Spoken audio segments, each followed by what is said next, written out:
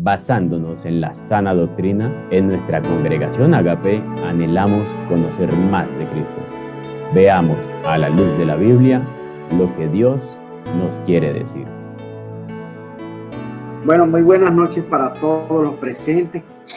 Dios les bendiga desde cualquier parte del mundo donde se encuentran. Enviamos un saludo desde este Ministerio Agape Internacional a todos los que nos escuchan, deseándoles que sea de mucho provecho el estudio de la carta a los romanos, que con mucha humildad, con reverencia queremos llevarle a todos ustedes y que sea de, como dice el apóstol Pablo, que sea de consuelo, que sea de edificación y de enseñanza para todos aquellos que han decidido detenerse aquí un momento y escuchar la poderosa palabra de Dios. Estamos estudiando la carta a los romanos. Estamos en el capítulo 4. Nosotros vamos a estar usando dos versiones, como estamos acostumbrados. La Reina Valera por excelencia y la nueva traducción viviente, que puede variar en cualquier momento. Puede ser traducción lenguaje actual o palabra de Dios para todos, nueva versión internacional. Gloria al Señor. Bueno, entonces estamos comprendiendo el propósito de la carta a los romanos. Estamos entendiendo la causa y el por qué fue escrita por el apóstol Pablo, y Pablo, desempeñando su ministerio de apóstol a los gentiles, está disertando de por qué la justicia de Dios se revela para nosotros por medio de la fe y no por medio de las obras, como enseñaban algunos de la circuncisión en el primer siglo, aproximadamente en el año 65, 68 de la era cristiana, donde se da este acontecimiento, y el apóstol Pablo, haciendo grande disertación como maestro de la ley y conocedor de la cultura judía, y levantado por Dios en un ministerio apostólico para la iglesia, gloria a Dios, Dios le dio una autoridad al apóstol Pablo para enseñarnos a nosotros de cómo se alcanza la gracia de Dios inmerecidamente. Entonces vamos a ubicarnos en las Escrituras, versículo 16 de la carta a los Romanos, capítulo 4. Leo con la bendición del Padre, de Jesucristo el Hijo y del Espíritu Santo. Amén. Dice así: por tanto, es por fe, para que sea por gracia, a fin de que la promesa sea firme para toda su descendencia, no solamente para la que es de la ley, sino también para la que es de la fe de Abraham, el cual es padre de todos nosotros. Hermano, mire, esto es grande, esto es profundo, por lo siguiente. La promesa debe abarcar tanto al pueblo de Israel como a los que vendrían en el futuro. Eso somos nosotros. Y es una promesa tan gigantesca que abarca siglos, siglos y siglos y siglos, para que vean ustedes cómo se extiende la gracia hacia atrás y se extiende la gracia hacia el futuro. Gloria a Dios. Por medio de esa fe, todos quedamos, vamos a decirlo así, quedamos incluidos en la promesa de la salvación por medio de la fe.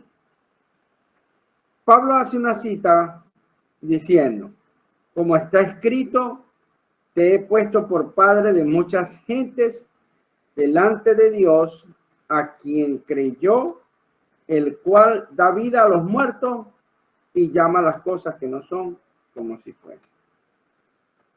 El apóstol Pablo está citando las escrituras, está citando la Torá, está citando el Génesis. Pablo conocía bien las escrituras. Entonces, nosotros en el estudio anterior hablábamos que esta promesa no fue hecha a Abraham después que se circuncidó, porque con esto Pablo derriba el argumento de aquellos que ya eran creyentes y formaban parte de la iglesia de Dios en Roma, pero que le atribuían salvación a las obras, entre ellas la circuncisión, y Pablo les aclara, no es por obras, aclarando que estas promesas de salvación eterna, en las cuales las naciones, todas las naciones o las familias del mundo serían incluidas. Vale la pena acotar de que Dios se iba a guardar un remanente de cada nación, no queriendo decir con esto de que las naciones todas iban, es decir, que la nación toda de las naciones del mundo iban a ser salvas, sino que un remanente de cada nación tomado por Dios iba a ser salvo. Y usted se preguntará, bueno, ¿y esto cómo por qué? Bueno, Dios es un ser omnipresente, omnipotente y omnisapiente. El Señor lo sabe todo. Y Dios, antes de que sucedieran todas las cosas, Él ya las conocía. Y sabía y conocía cada alma y conoce cada alma, cada corazón, cada mente. En el estudio pasado les adelantaba una perla acerca de la iglesia. Y la iglesia es la descendencia de la simiente de Cristo.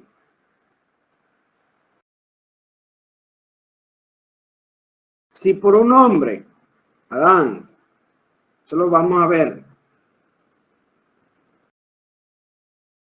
todas las naciones, es decir, todos los hombres, se hicieron culpables ante Dios por por la desobediencia de un hombre, por la obediencia de un hombre, alcanzaríamos la gracia. Ahora, entiéndase, la gracia fue dada por Dios, pero ciertísimamente también no todos llegan a alcanzar la gracia. Esperemos que lleguemos al capítulo 5 y centrémonos todavía en el capítulo 14, perdón, el capítulo 4. Entonces, Abraham le creyó a Dios en aquel episodio donde Dios le pide a Abraham que le entregara su único hijo Isaac.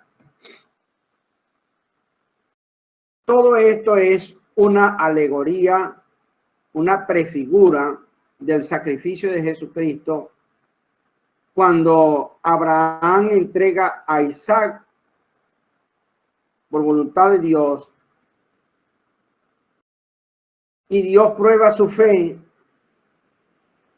pero Abraham, habiendo recibido la promesa, procede a ejecutar con toda firmeza lo que Dios le ha pedido, que era entregar en sacrificio y en holocausto a su único Isaac. Y de esta manera fue contado como un hombre justo porque le creyó a Dios, pero Abraham sabía una cosa, que el Dios que le había pedido esto, habiéndole prometido que en la descendencia de Isaac vendría la simiente de Dios, Dios no podía fallar en lo que había dicho. Y aunque lo matara, y yo creo que la fe de Abraham llegaba, aunque lo quemara vivo, hermano, y quedaran las cenizas de Abraham, hasta ahí llegó la fe de Abraham, y que Dios lo podía levantar del polvo, de las cenizas, y devolverle a su hijo. La gloria sea para el Señor. Gloria a Dios. Entonces, el versículo 18 dice: Él creyó en esperanza contra esperanza para llegar a ser padre de muchas gentes, conforme a lo que se le había dicho, así será tu descendencia. No se debilitó en la fe al considerar su cuerpo, que estaba ya como muerto, siendo de casi 100 años, o la esterilidad de la matriz de Sara. Imagínense el reto que tuvo Abraham de creer a una edad humanamente, biológicamente, orgánicamente. No existe posibilidad de que un hombre ya de 100 años, y cuando dice ya casi muerto, es que no lo acompañaban las fuerzas. Y esas fuerzas necesarias para procrear no era solamente el único impedimento. Era la edad, faltaba vigor, y además Sara era una mujer estéril. Sin embargo, contra todos esos obstáculos, Abraham creyó sin dudar, su fe no decayó nunca y estuvo firme, excepto cuando la misma Sara comete el error de querer ayudar a Dios para que se cumpliera la promesa.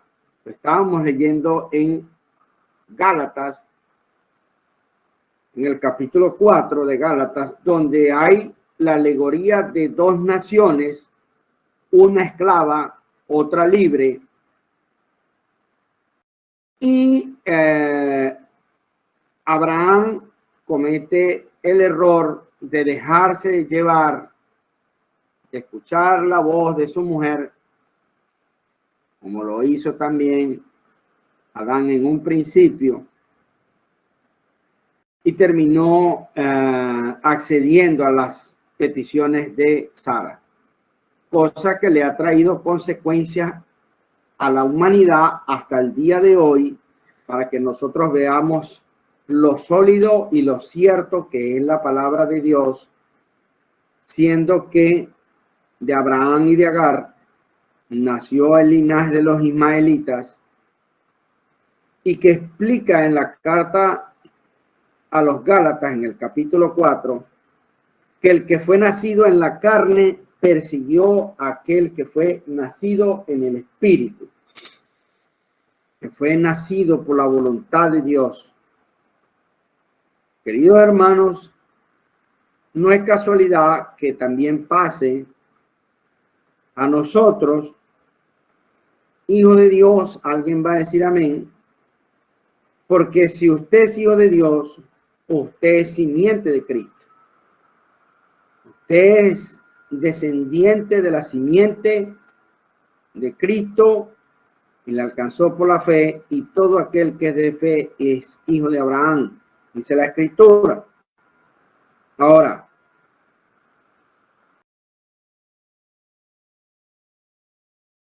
cuando nosotros tenemos un encuentro con Jesús y hemos renacido por la palabra de Dios y hemos sido convertidos en una nueva criatura que ahora trabaja, se esfuerza por vivir haciendo la voluntad de Dios, activándose una vida espiritual y activándose también los dones espirituales, activándose también los sentidos espirituales. Nosotros tenemos todos los sentidos que tenemos físicos, que es vista, olfato, oído No me atrevería con lo del tacto, pero sí vista, olfato, gusto y oído espiritual. También los tenemos. O sea, físicos también los tenemos espiritualmente. La Biblia dice que nosotros tenemos olor fragante de Cristo. O sea, que eso afecta al mundo espiritual. ¿Por qué donde llega un hijo de Dios, a veces uno siente que hay gente que sale corriendo, que se esconde en los cuartos, que se van, que te cambian las caras, que te responden de una manera distinta?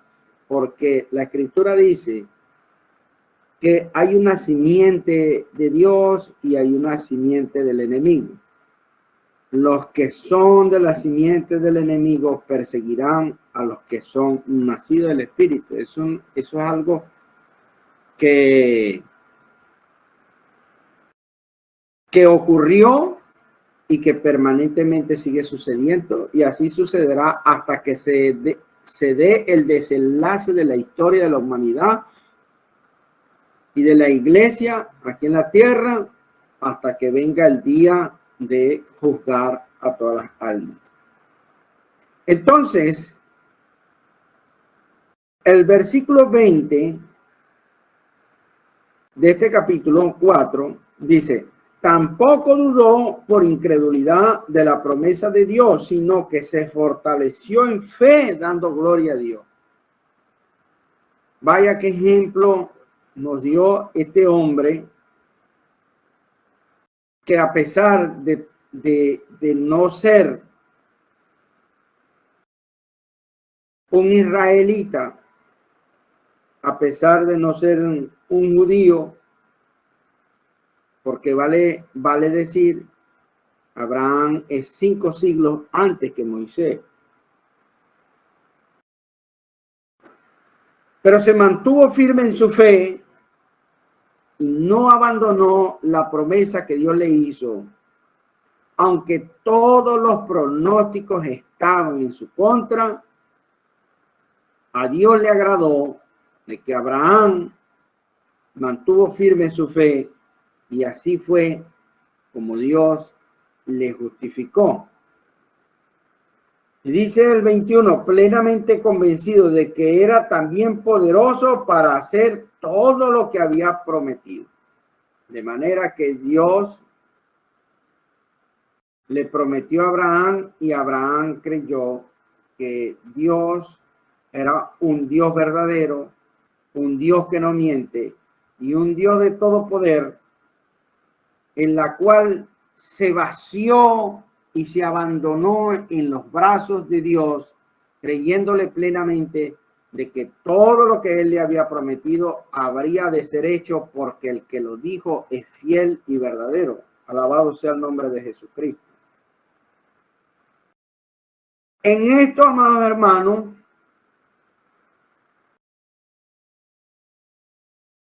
nosotros tenemos ejemplo en Abraham.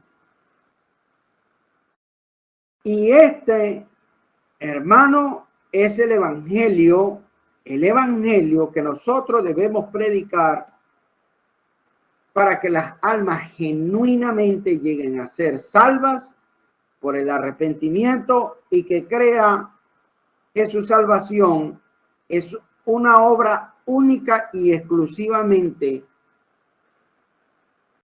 de Dios por medio de su Hijo Jesús y a través del Espíritu Santo. Amén. Este es el evangelio, y que recuerden que Pablo está citando las antiguas escrituras. Eso quiere decir que ese evangelio estaba enseñado y estaba predicado allá en las antiguas escrituras. ¿Por qué hago esta acotación? Es necesario hacerla porque cuando tú vayas a predicar, te vas a conseguir con una cantidad de gente que maneja un bagaje de información muy vago, pero lo manejan, y con eso argumentan y tratan de contradecir la doctrina, porque no han nacido de nuevo, evidentemente. Entonces, cuando tú le hablas de que el Padre envió al Hijo y que la obra de la regeneración la produce el Espíritu Santo, entonces ellos dirán que eso es una doctrina católico-romana, pero tú tienes los argumentos ya para mostrarle en toda la Biblia de que esta enseñanza no pensaba ni siquiera nacer, ni siquiera Roma, ni como república, ni como imperio. Gloria al Señor. Porque Roma primero fue una república y después se transformó en un imperio. Entonces, dice, tampoco dudó por incredulidad de la promesa de Dios, sino que se fortaleció en fe, dando gloria a Dios, plenamente convencido de que era también poderoso para hacer todo lo que había prometido, por lo cual también su fe le fue contada por justicia. Y no solamente con respecto a él se escribió que le fue contada, sino también con respecto de nosotros, a quienes ha de ser contada. ¿Qué es lo que está haciendo Pablo ahí entre ese versículo 23 y 24? Está enlazando la enseñanza que viene desde allá, que son, si contamos que desde Moisés al tiempo de Jesucristo son 15 siglos, tiene que sumarle los 5 siglos que hay entre Abraham y Moisés. Son 20 siglos.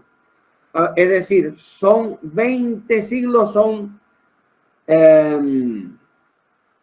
2000 años de enseñanza, de doctrina que el apóstol Pablo está recogiendo, diciendo, mira, no solamente a Abraham se le contó este tipo de fe como justicia para llegar a ser justificado a los ojos de Dios, porque Dios lo que desea, porque Dios lo que requiere, y no dije necesita, porque Dios no necesita nada de nadie, ni del hombre, ni de nadie. Pero Dios sí hace exigencia y requiere de que el hombre sea movido en su corazón a una fe de absoluta lealtad y fidelidad al Dios que le habla, al Dios verdadero. Y cuando una persona, como tú y como yo, algunos de ustedes irán a decir amén, que si creemos de esa misma manera, gloria al Señor, dice, no solamente a Abraham, sino a nosotros nos fue contada también como justicia, a los que creemos en el que levantó de los muertos a Jesús, Señor nuestro. Es decir, el verdadero Isaac. Isaac era una alegoría, una figura de lo que sería el verdadero sacrificio. Que recuerden ustedes el pasaje bíblico donde Abraham le responde a Isaac, porque Isaac le pregunta al papá, llevamos la leña, llevamos el fuego, llevamos todo, pero ¿dónde está el sacrificio? Y Abraham, cual profeta, le responde a Isaac, Dios se proveerá de cordero. Dios se proveerá de cordero.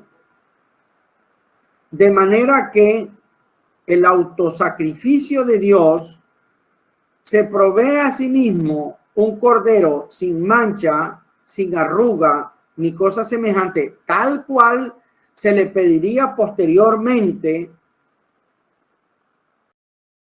a Moisés cuando se le instruyen todas las leyes para el pueblo de Israel de cómo debía relacionarse con el Dios vivo. Y nadie podía relacionarse con el Dios vivo como le pareciera mejor o como fuera de su agrado. Y los que lo intentaron les fue muy mal. Incluso terminaron con el estiércol de los animales en la cara y con las bendiciones revertidas en maldiciones, dice el capítulo 2 de Malaquías. Porque a Dios se le respeta, porque a Dios se le reverencia, porque a Dios se le teme, a Dios se le adora, a Dios se le gime, a Dios se le clama, porque Él es grande y todopoderoso en todas las naciones y en toda la creación. Gloria al Señor.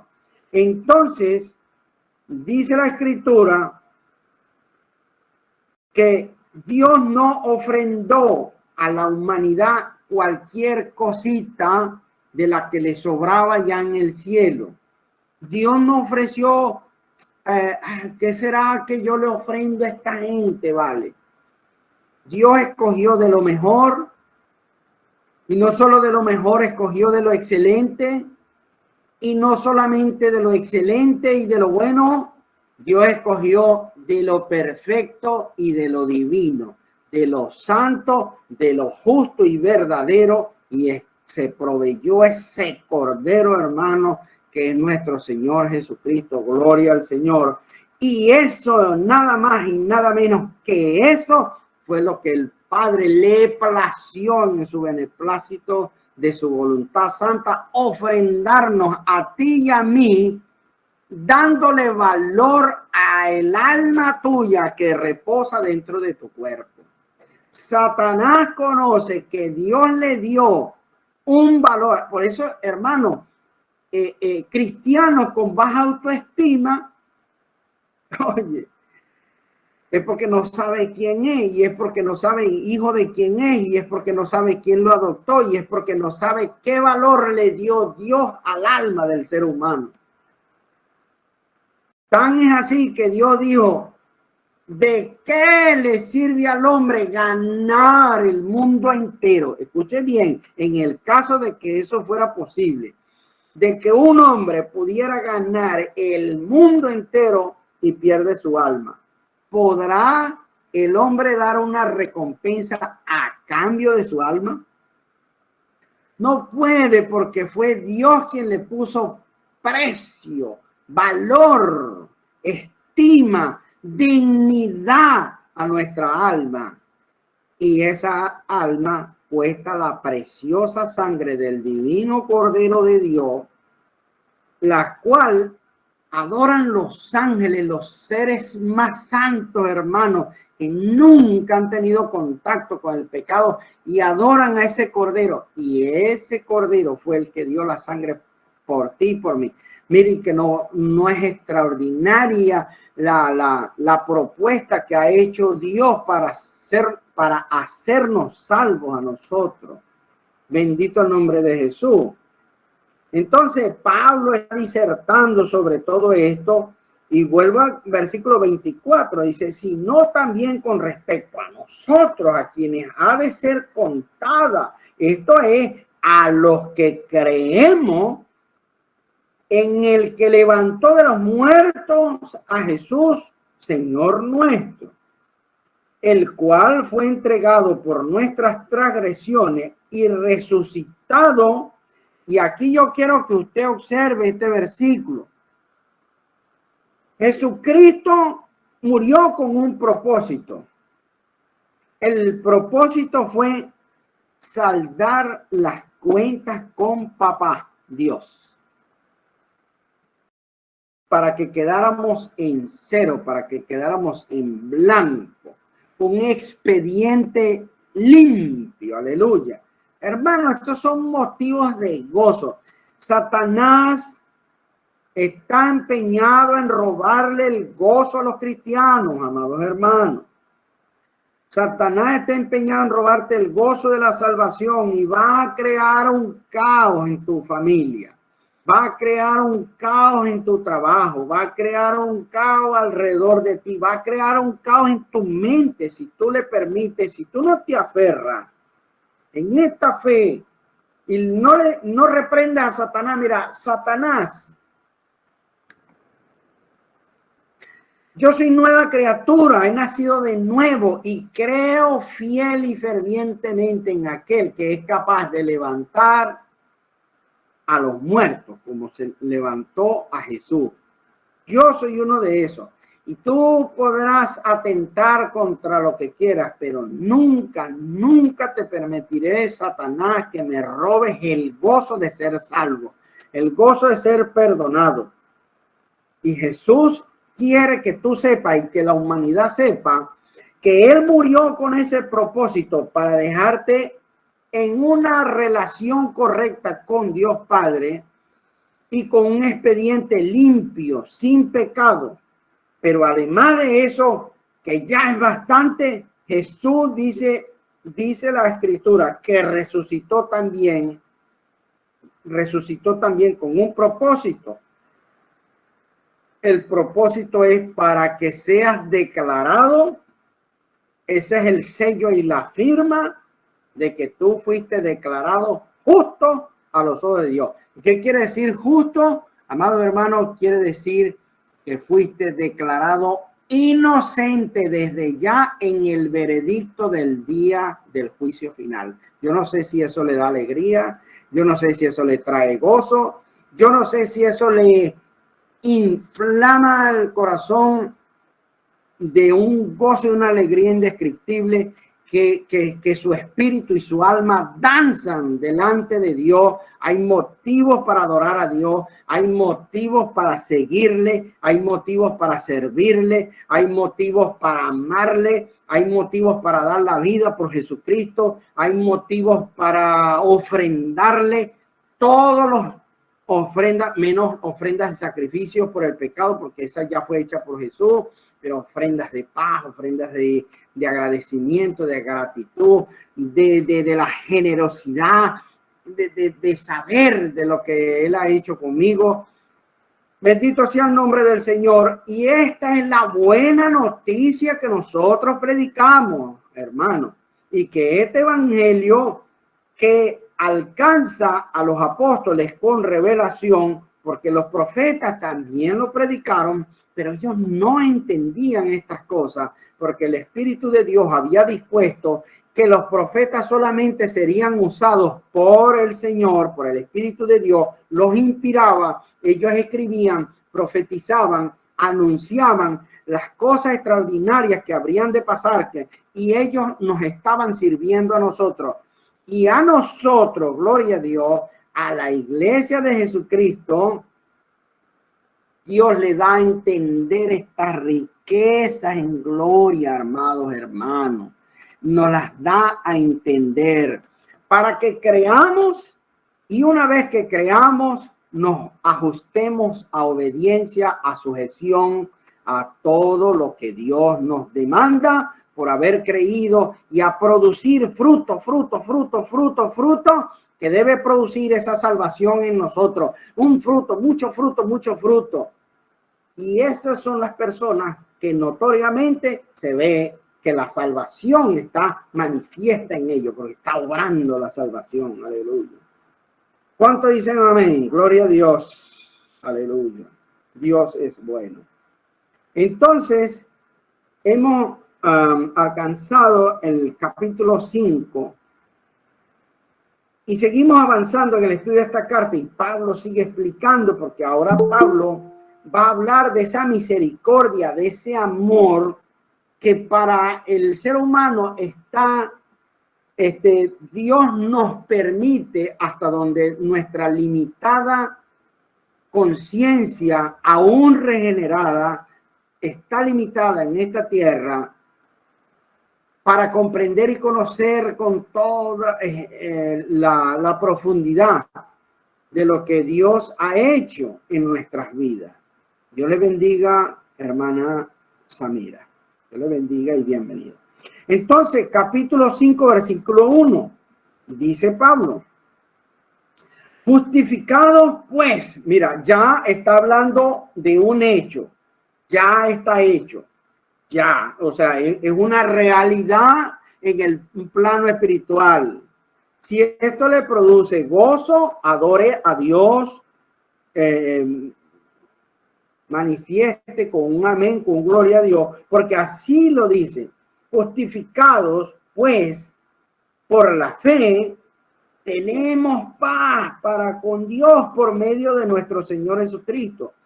Mire, Esto es muy importante, la hermana Elda dándole la gloria a Dios.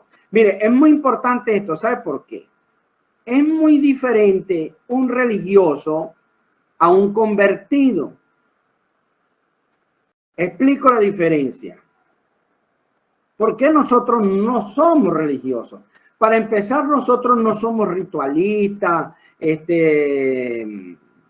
aunque tenemos unas ceremonias que practicamos, pero las hacemos con entendimiento, no lo hacemos por cultura o por una tradición o por practicar una religión, sino que lo hacemos por una comunión, por convicción y por determinación. No sé si lo entendió, pero lo hacemos por convicción, porque tenemos entendimiento y porque tenemos determinación y no porque estamos practicando una religión. Pero la diferencia entre un religioso y un convertido es la siguiente. El religioso probablemente se aparta de las cosas del mundo. Probablemente experimenta un cierto arrepentimiento, ya no fuma, ya no bebe, ya, dejó ciertas prácticas, pero resulta que el deseo de la carne, del pecado, porque la carne desea pecar, anhela el pecado, porque nosotros fuimos concebidos en pecado en el vientre de nuestras madres. Eso lo enseña la Escritura. Entonces, esa persona, quizás los factores son diversos y quizás por presión social, por un círculo social, por pertenecer a un círculo social, por disfrutar de los beneficios que pudieran venir de cierta asociación religiosa, convención, organización mundial, etcétera, etcétera, que sabe que lo pueden ayudar en alguna cosa, un financiamiento, un préstamo, alguna cosa, pero estamos hablando de la vida espiritual y de la comunión con Dios. Esa persona no disfruta de su santidad y no disfruta del haberse alejado de, vamos a decir, del adulterio, de la fornicación, de las parrandas, de las borracheras, de los vicios, hermano. Es imposible, escuchen bien. Si tú eres regenerado por el Espíritu Santo, y si tú vas a entender estas palabras, si tú eres regenerado por el Espíritu Santo, tú no puedes, ¿cómo vas a ser practicante de vicios, hermano? No puedes tener vicios. ¿Cómo voy a predicar yo, no sé, tomándome una botella de ron?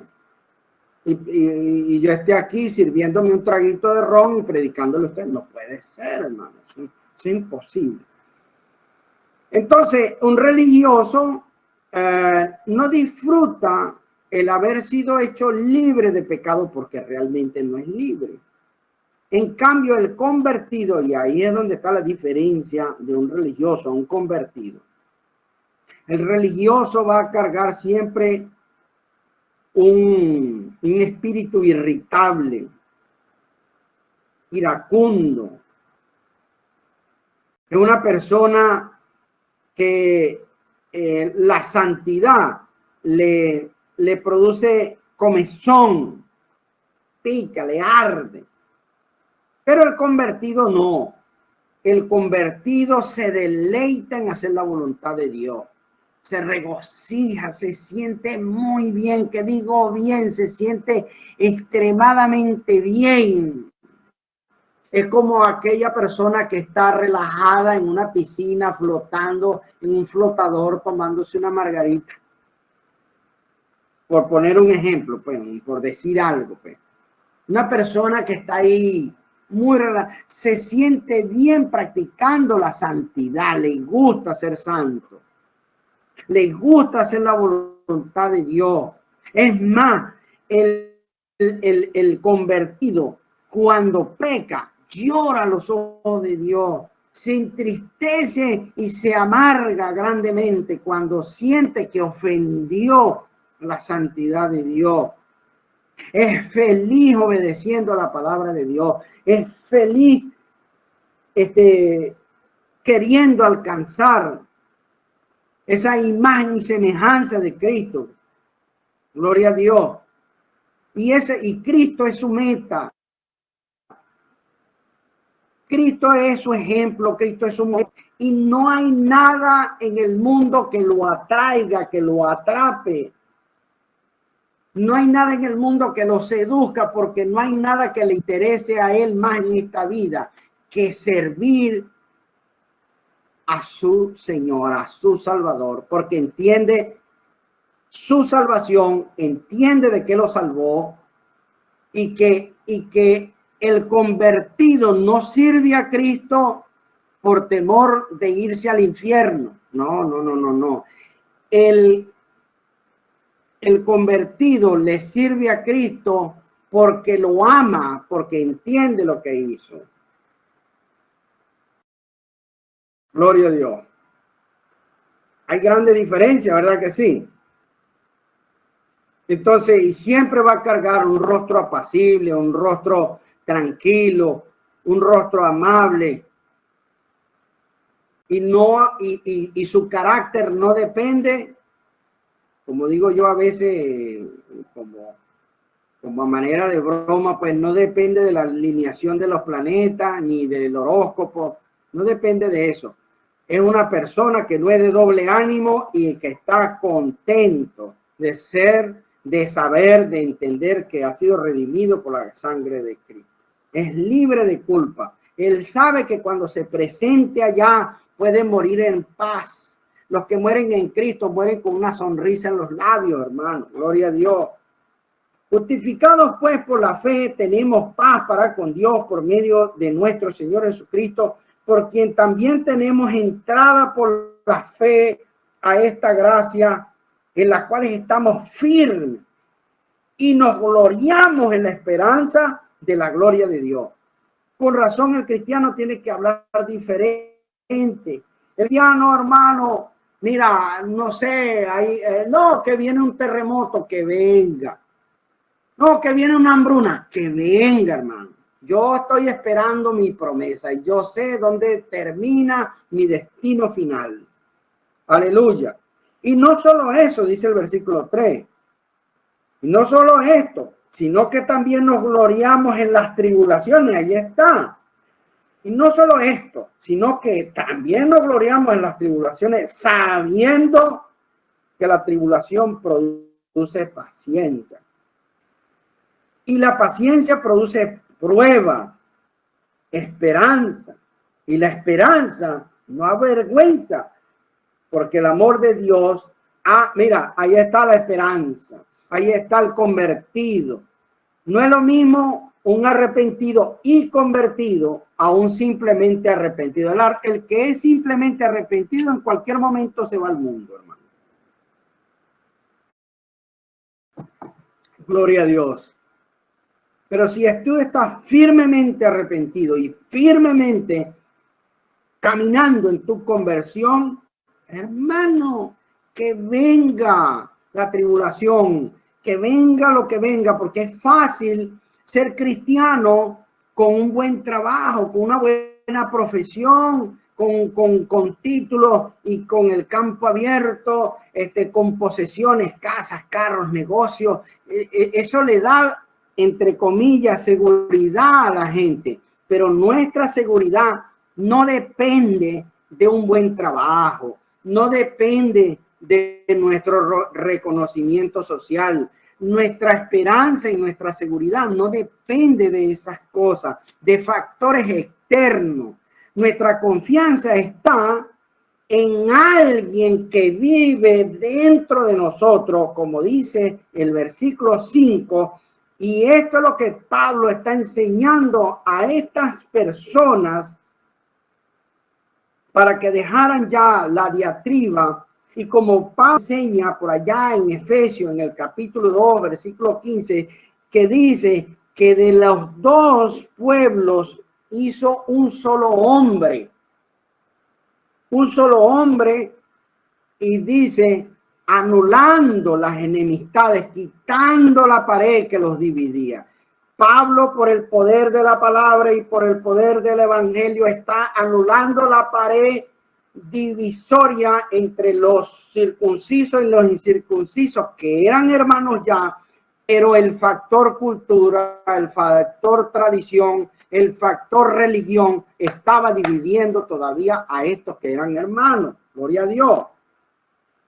Y la esperanza no avergüenza, porque el amor de Dios ha sido derramado en nuestros corazones por el Espíritu Santo que nos fue dado.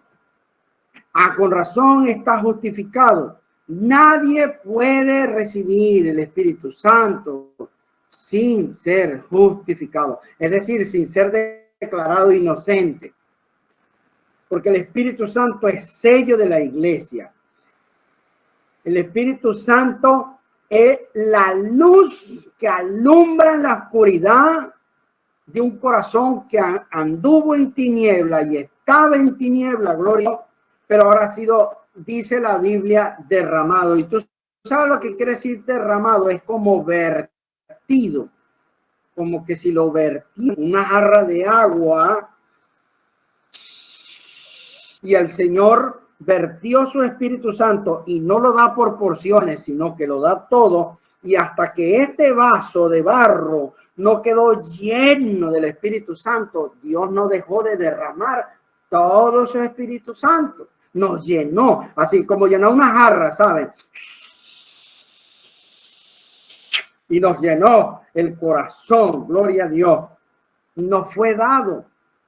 Esto es una maravilla.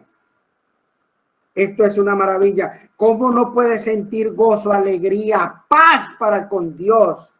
Satanás se revienta, se pone verde y no sé, verde y de los colores, todos los colores de la envidia de saber que nosotros gozamos de esta bendición. Por supuesto que donde se predique esta poderosa palabra, donde se predique el verbo creador, de una manera correcta, de una manera fiel a las escrituras, Satanás tiene que preocuparse, Satanás tiene que tenerlo, Satanás tiene que empezar a retroceder. Sin embargo, si la iglesia le faltara entendimiento y discernimiento acerca de lo que es la iglesia y quién es la iglesia, entonces puede aprovechar y puede robarte el gozo, la paz, y va a tratar de sabotear espiritualmente a nuestras familias. Así está escrito, así está enseñado. Entonces, dice la Escritura, porque Cristo, cuando aún éramos débiles, a su tiempo murió por los impíos. Ciertamente apenas morirá alguno por un justo. Con todo pudiera ser que alguno osara morir por el bueno. Mas Dios nos muestra su amor, mas Dios muestra su amor para con nosotros. Subraya esta palabrita, en que siendo aún pecadores, Cristo murió por nosotros. ¿Por qué hago énfasis en ese aún? Porque por ahí se anda enseñando que Dios nos ama tal como somos. No, Señor, Dios no te ama, o Dios no ama a las personas tal como son. No. Dios ama aunque son pecadores. Es decir, los ama a pesar de que son pecadores. No los ama con su pecado. Dios, por encima de eso, ama a las personas, pero no ama a las personas con sus pecados. Eso es falso.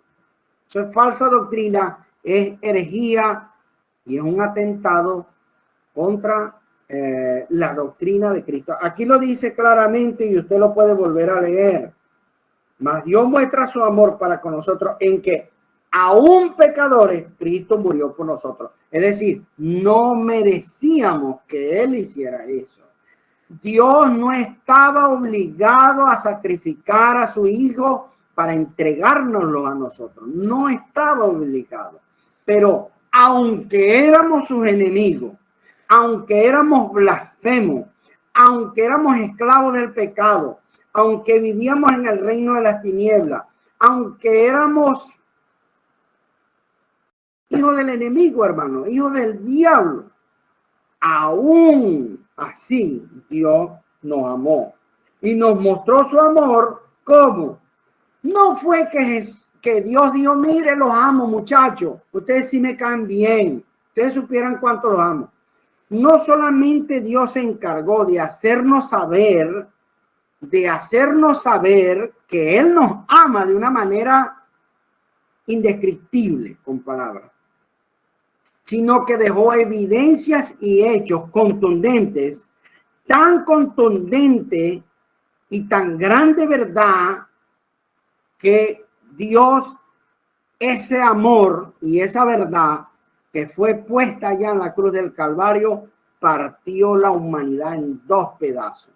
Antes de Cristo y después de Cristo, así es de grande lo que hizo Dios por nosotros.